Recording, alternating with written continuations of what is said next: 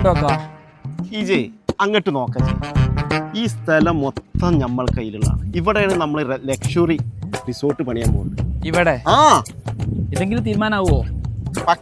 പക്ക അതിനുള്ള ആളെ കാണാനാണ് ഇപ്പൊ ഞാൻ എന്നെ കൊണ്ടുപോകുന്നത്.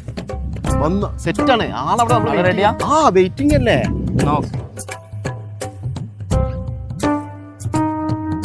ആ നിൽക്കുന്ന ആളാണ് നമ്മളെ സ്ഥലത്തിന്റെ ഉടമ.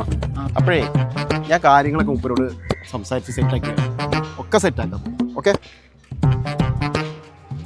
അസ്സലാമലൈക്കും. എന്തായി കാര്യങ്ങള്? കാക്ക കാര്യങ്ങളൊക്കെ സെറ്റാണ്. ഞാൻ ആളെ കൊടുത്തിട്ടുണ്ടേ. നമുക്ക് ഇന്നലെ കുറച്ച് ഞാൻ പറഞ്ഞുതരാം. ഇവൻ സെറ്റാണ്, കോടികളുണ്ട്. ഇവൻ തന്നെ എടുത്തോളൂ.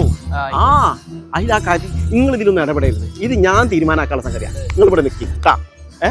ഇവിടെ നിന്നാ മതി. എന്തായി പോയ കാര്യങ്ങളെല്ലാം സെറ്റ് ആയിക്കണേ. ഇത് ഇനി ഒരു 5 ലക്ഷം കൂടി തരണം. ഞാൻ 5 ലക്ഷം 6 മാസം മുമ്പ് തന്നതേ ചെങ്ങായ. ഇത് 5 ലക്ഷം കൂടി 10 ലക്ഷത്തിന്റെ ഹെവി സംഭവം വരാൻ പോലെ. ഈ പൊയ്ക്കോ ഒക്കെ സെറ്റ് ആക്കി. ഞാൻ ഓടിക്ക് പോണേ. ഞാൻ ഇത് തീരുമാനമാക്കിട്ട് പോണുള്ളൂ. ഞാൻ പറഞ്ഞേക്ക് ഇത് സെറ്റാണ്. എന്ത് സെറ്റ്? അല്ല നോക്കേ, ഞാൻ പറഞ്ഞേക്ക് കാക്ക. ഞാൻ അങ്ങോട്ട് പറഞ്ഞു ഞാൻ അത് ശരിയാക്കാൻ ആളാണെന്ന് പറഞ്ഞില്ലേ. പൊന്നാര കാക്ക ഇവിടെ റിസോർട്ട് ഉണ്ടാക്കി തരാന്ന് പറഞ്ഞാണ്ട് 5 ലക്ഷം റുപ്യൻ്റെ അടുത്ത് വാങ്ങിക്കണേ 6 മാസം മുമ്പ്. ഇത് വെറ്റ് തരാൻ പറഞ്ഞു കാണിച്ചേക്കാൻ 5000 വാങ്ങിയിട്ട് കൊല്ലങ്ങളായി ഇതുവരെ തന്നിട്ട്.